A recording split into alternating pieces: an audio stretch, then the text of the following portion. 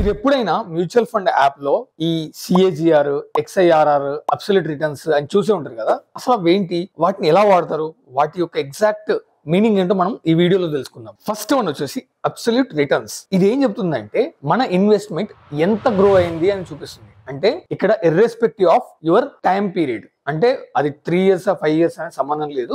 నీ investment for suppose ఈ రోజు నువ్వు 1 lakh పెట్టావు, నెక్స్ట్ ఇయర్ కి అది 1,20,000 అయింది అనుకోండి, నీ అబ్సల్యూట్ రిటర్న్స్ వచ్చేసి 20%. బట్ అదే అబ్సల్యూట్ రిటర్న్స్ ఒక 2 years తర్వాత 20% ఉంటే నో, అక్కడే సిఏజిఆర్ ప్లే చేస్తుంది. First of all absolute returns యొక్క ఫార్ములా ఏంటో తెలుసుకుందాం. అబ్సల్యూట్ రిటర్న్స్ యొక్క formula current value minus initial investment by initial investment amount into 100. Then మీకు అబ్సల్యూట్ రిటర్న్స్ యొక్క పర్సెంటేజ్ వస్తుంది. అండ్ సిఏజిఆర్ ఏంటి, లెట్స్ సే నీ ఇన్వెస్ట్మెంట్ ఒక 3 years ఉంది. ఇప్పుడు పైన చెప్పుకున్న ఎగ్జాంపుల్ మళ్ళీ చెప్పుకుందాం. 1 lakh ఇన్వెస్ట్మెంట్ 2 years తర్వాత నీకు 1,20,000 ఉంది. అంటే 20,000 అనేది నీ రిటర్న్స్. ఇప్పుడు అది 2 years కి గ్రో అయింది కాబట్టి దాని ఫార్ములా వేరే రకంగా ఉంటుంది. ఫస్ట్ మనము సిఏజిఆర్ ఫార్ములా తెలుసుకుందాం. Final value divided by your initial investment whole to the power of 1/nth minus 1. అంటే ఇక్కడ n is equals to your number of years అన్నమాట. సో మనం ఫస్ట్ చెప్పుకున్న ఎగ్జాంపుల్ లో 1 lakh మన ఇన్వెస్ట్మెంట్ కదా, మన రిటర్న్స్ వచ్చేసి 1,20,000. సో ఈ ఫార్ములాలో కనుక వేసుకుంటే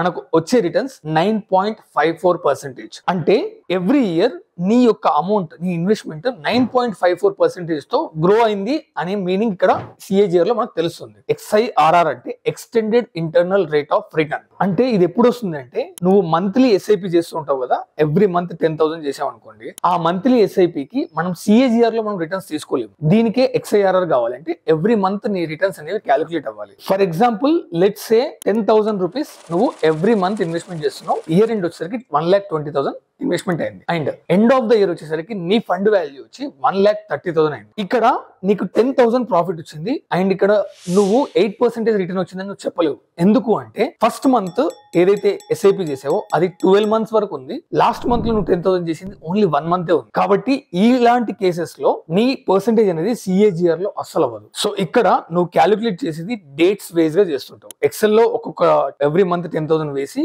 దాని బేస్ గా మనం క్యాలిక్యులేట్ చేస్తే మనకు వచ్చే పర్సెంటేజ్ వచ్చేసి 13% ఆఫ్ ఎక్స్ఐఆర్ఆర్ రిటర్న్స్. సో ఇది actual annualised returns on your SIP. ఇక్కడ ఈ మూడింటికి కన్క్లూజన్ ఇచ్చేస్తా. అబ్సల్యూట్ రిటర్న్స్ అనేది హౌ మచ్ అనేది మనకి ఇండికేట్ చేస్తుంది. అండ్ సిఏజిఆర్ వచ్చేసి హౌ ఫాస్ట్, అంటే ఎన్ని ఇయర్స్ లో నీకు ఆ రిటర్న్స్ వచ్చింది, యాన్యువలైజ్డ్ రిటర్న్స్. అండ్ లాస్ట్ ఎక్స్ఐఆర్ఆర్ వచ్చేసి హౌ రియల్ ఇట్ ఈస్, అంటే టైం ని బేస్ చేసుకొని మనకు రిటర్న్స్. సో నెక్స్ట్ టైం మీరు మ్యూచువల్ ఫండ్స్ ఇన్వెస్ట్మెంట్ చేసేటప్పుడు లంసమ్ అయితే అబ్సల్యూట్ రిటర్న్స్ అండ్ సిఏజిఆర్ లో చూడండి, ఎస్ఐపి అయితే ఎక్స్ఐఆర్ఆర్ లో రిటర్న్స్ చూడండి. దాన్ని బట్టి మీకు క్లియర్ గా ఆ యొక్క ఫండ్ పర్ఫార్మెన్స్ మీకు అర్థమైపోతుంది.